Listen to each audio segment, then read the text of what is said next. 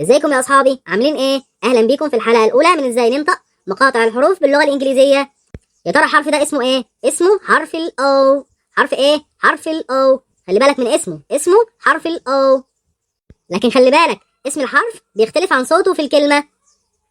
حرف الاو لو جه واحد وما بين حرفين ساكنين غالبا بيتنطق اه زي كلمه هات يعني حار، وزي كلمه نوت يعني لا. لكن يا ترى الحرف ده حرف الاو لو اتكرر وجا منه اتنين ورا بعض هننطقهم ازاي؟ بص يا سيدي، لو جاء اتنين او ورا بعض هننطقهم او.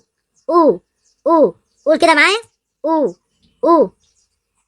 زي ايه يا مستر؟ ما تجيب لنا مثال. اقول لك مثال، زي كلمة مون يعني قمر، وزي كلمة سبون يعني معلقة. فهمتوا يا اصحابي؟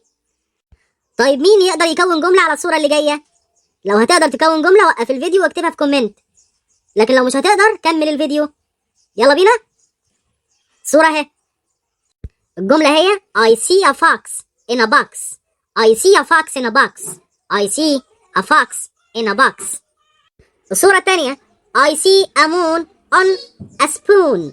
I see a moon on a spoon. I see a moon on a spoon.